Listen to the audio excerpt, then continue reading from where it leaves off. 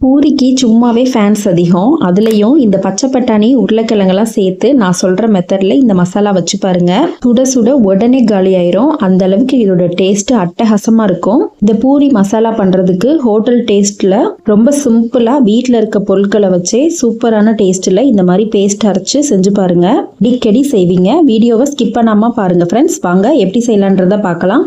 பூரி மசாலா பண்ணுறதுக்கு first stove on பண்ணி ஒரு கடாய் வச்சுக்கோங்க. அதில் 2 டேபிள் ஸ்பூன் அளவு நான் இன்னைக்கு கடலெண்ணெய் சேர்த்துருக்கேன். எண்ணெய் லேசாக சூடானதும் ஸ்டவ்வை லோ ஃப்ளேமில் வச்சுட்டு 2 டீஸ்பூன் அளவு கடலைப்பருப்பு சேர்த்துக்கோங்க. கடலைப்பருப்பு கரைஞ்சிடக்கூடாது. பூரி மசாலாவோட டேஸ்ட்டே மாறி போயிடும். ஸோ ஸ்டவ்வை லோ ஃப்ளேமில் வச்சுருங்க. அடுத்ததாக 1 டீஸ்பூன் அளவு கடுகு உளுந்து சேர்த்துட்டு ஹோட்டல் டேஸ்ட் வரதுக்கு முக்கியமான ஒரு பொருள் இந்த தாளிப்பில் சேர்த்துக்கணும். கொஞ்சமாக இந்த அளவில் மட்டும் கல்பாசி சேர்த்துக்கோங்க. இதோட வாசம் ரொம்ப நல்லாயிருக்கும். இப்போ சேர்த்துருந்த கல்பாசி, கடலைப்பருப்பு, கடுகு இது எல்லாத்தையும் எண்ணெயில் லேசாக வறுத்து விட்டுக்கோங்க. சேர்த்துருந்த கடலைப்பருப்பு இந்த அளவுக்கு கலர் மாறி வரணும். அடுத்ததாக பெரிய வெங்காயம் 2 மீடியம் சைஸில் நீட்டமாக கட் பண்ணிவிட்டு சேர்த்துக்கோங்க. அடுத்ததாக காரத்துக்கு பச்சை மிளகாய் 3 சேர்த்துக்கோங்க. ஒரு பச்சை மிளகாயை 2ஆக கட் பண்ணிவிட்டு சேர்த்துக்கோங்க. இப்போ வெங்காயம் பச்சை மிளகாயை நல்லா வதக்கி விட்டுக்கலாம். வெங்காயம் ரொம்ப வதங்க விடாமல் ஓரளவுக்கு லேசாக கண்ணாடி பதம் வர அளவுக்கு வதக்கிட்டு இது கூடவே 1 டீஸ்பூன் அளவு இஞ்சி பூண்டு பேஸ்ட் சேர்த்து இதையும் நல்லா வதக்கி விட்டுக்கோங்க. இஞ்சி பூண்டு பேஸ்ட்டு சேர்த்ததும் பச்சை வாசம் போகிற அளவுக்கு 1 நிமிஷம் வதக்கினா போதும். அடுத்ததாக 2 மீடியம் சைஸில் தக்காளி பழம் எடுத்து கட் பண்ணி சேர்த்துக்கோங்க. இப்போ மசாலாவுக்கு தேவையான அளவு உப்பு சேர்த்துக்கோங்க. எப்போதுமே தக்காளி சேர்த்ததும் உப்பு சேர்த்து வதக்கி விட்டீங்கன்னா தக்காளி சீக்கிரமே மசிஞ்சு வந்துடும். தக்காளியை கட் பண்ணி சேர்க்கறதுக்கு பதிலாக நீங்கள் மிக்சியில் லேசாக ஒரு பல்ஸ் விட்டு அரைச்சிட்டும் சேர்த்துக்கலாம். இப்போ தக்காளியை லேசாக வதக்கினதுக்கப்புறம் ஒரு மூடி போட்டு 2 நிமிஷம் மட்டும் லோ ஃப்ளேமில் வச்சுட்டு ஓப்பன் பண்ணிக்கலாம். 2 நிமிஷம் கழித்து ஓப்பன் பண்ணி பார்க்கலாம். தக்காளி பழம் நல்லா குலைவாக வெந்திருக்கும். இப்போ இதை நல்லா கலந்து விட்டுக்கோங்க.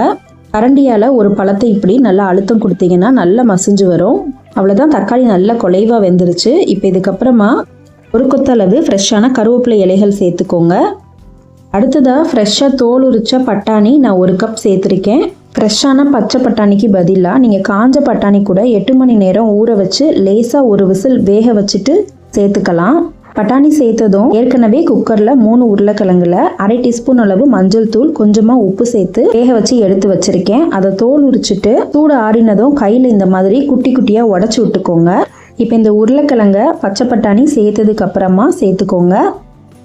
உருளைக்கிழங்கோட அளவு இத்தனை தான் கிடையாது. உங்களுக்கு விருப்பப்பட்ட அளவு நீங்கள் சேர்த்துக்கலாம்.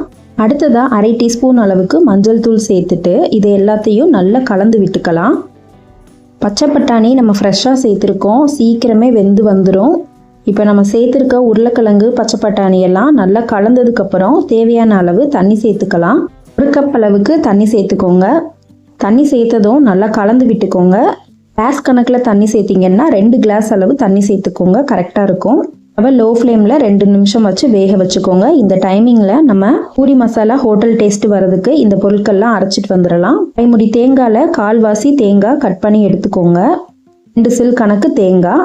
அடுத்ததாக 2 கிராம்பு மொட்டுள்ளதாக பார்த்து சேர்த்துக்கோங்க, அதான் நல்லா வாசமாக இருக்கும். அடுத்ததாக இந்த அளவில் சிறிய துண்டு பட்டை எடுத்துக்கோங்க. 3/4 டீஸ்பூன் அளவுக்கு சோம்பு எடுத்துக்கோங்க. அடுத்ததாக மசாலா நல்லா திக்காக இருக்கிறதுக்காக 2 டீஸ்பூன் அளவு மட்டும் பொட்டுக்கடலை சேர்த்துக்கோங்க. சேர்த்துருந்த பொருட்கள்லாம் மிக்சி ஜாரில் தண்ணி சேர்க்காம கொரப்பாக ஃபஸ்ட்டு அரைச்சி எடுத்துகிட்டு வந்துடுங்க. அதுக்கப்புறம் 1/2 கிளாஸ் அளவு தண்ணி சேர்த்துட்டு நல்லா மைய அரைச்சி எடுத்துக்கோங்க. பாருங்கள், இந்த அளவுக்கு நல்லா மைய அரைச்சிருக்கணும். நம்ம மசாலாவுக்கு இந்த இதை அரைச்சிட்டு வர டைமிங்கில் நமக்கு பட்டாணி நல்லா வெந்து வந்திருக்கும். 2லேருந்து 3 நிமிஷத்துலேயே நல்லா வெந்து வந்துடும். உருளைக்கிழங்கு நம்ம ஏற்கனவே வேக வச்சுட்டு தான் சேர்த்துருக்கோம். 2-3 நிமிஷத்துலேயே பட்டாணியும் நல்லா வெந்து வந்துடும். பாருங்கள், இந்த அளவுக்கு நல்ல பெருசாக முத்து முத்தாக வெந்துருச்சு. இப்போ நம்ம அரைச்சிருக்க பேஸ்ட்டை இது கூட சேர்த்துக்கலாம்.